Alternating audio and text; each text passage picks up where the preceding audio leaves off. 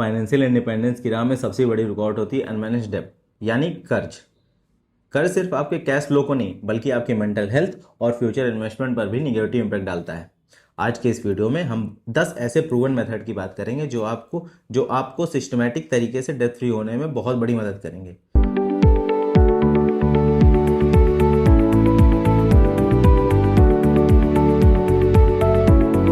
नमस्ते दोस्तों, मेरा नाम है अतुल और चैनल का नाम है कैपेक्स। मैं ऐसे वैल्यू कंटेंट आपके लिए लाता रहता हूं, तो अगर आपने अभी तक चैनल को सब्सक्राइब नहीं किया है तो सब्सक्राइब कर लीजिए। चलिए अब वीडियो को शुरू करते हैं। सबसे पहला कदम है डेट को लिखना। एक एक्सेल शीट बनाओ या फिर डायरी में अपने सारे लोन्स के आउटस्टैंडिंग बैलेंस और इंटरेस्ट रेट को नोट कीजिए।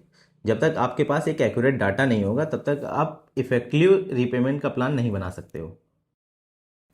डेट ट्रैप से निकलने का एक बेसिक प्रिंसिपल है, जब तक आपका करंट डेट मैनेज नहीं हो जाता तब तक नई लायबिलिटी क्रिएट करना बंद कर दो। मतलब नए क्रेडिट कार्ड्स, पर्सनल लोन या फिर किसी भी कंज्यूमर ईएमआई से परहेज कर दो। मतलब परहेज करो।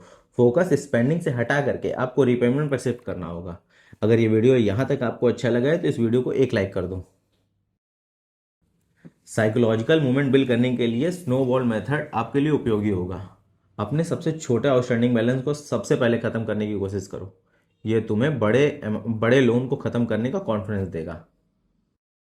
मैथमेटिकली डेट एविलांस सबसे एफिशिएंट तरीका है। इसमें आप उस लोन को प्रायोरिटी देते हो जिसका इंटरेस्ट रेट सबसे हाई होता है, जैसे क्रेडिट कार्ड का। क्रेडिट कार्ड के लोन का इंटरेस्ट लगभग 30 से 40% पर होता है। मतलब इसके सबसे ज़्यादा हायर इंटरेस्ट क्रेडिट कार्ड का ही होता है। अगर आप इसको पहले ख़त्म कर दोगे तो आपके फ्यूचर इन्वेस्टमेंट का एक बड़ा हिस्सा अपने लिए बचा सकते हो। कर्ज से निकलने के लिए आपको टेम्परेरी लाइफ स्टाइल से थोड़ा तो कॉम्प्रोमाइज़ करना ही पड़ेगा। अपने खर्चों को नीड्स और वांट की कैटेगरी में डिवाइड कर दो। अगले कुछ महीनों के लिए जरूरी क्या है, क्या नहीं जरूरी है। जैसे जो चीज़ के बिना आपका काम चल सकता है तो उन चीज़ों को आप थोड़ा सा उनके खर्चों को कट कर दो। इससे जो पैसे आपके बचेंगे वो आप अपने कर्ज को चुकाने में लगा सकते हो, मतलब रीपेमेंट में लगा सकते हो। अपने लेंडर या बैंक से बातचीत बना करके रखो। अगर आप फाइनेंशियल क्राइसिस में हो तो इंटरेस्ट रेट कम या फिर से कैलकुलेट करने की उनसे बात कर सकते हो। बैंक्स अक्सर सेटलमेंट के लिए मान जाते हैं। मतलब अगर आप उनको लगता है कि आप सीरियस हो कि उनका बचा हुआ आउटस्टैंडिंग अमाउंट आप उनको दे सकते हो तो वो अक्सर आपका मतलब फिर से रिवाइज कर देते हैं, आप सेटलमेंट करने के लिए मान जाते हैं। लोन रीपेमेंट के दौरान एक छोटा इमरजेंसी फंड जरूर बचा के रखना। अगर कोई ऐसी इमरजेंसी आ जाती है तो ये पैसा आपको नया डेट लेने के लिए, मतलब डेट ना लेने के लिए काम आएगा। अपने पोर्टफोलियो को देखो।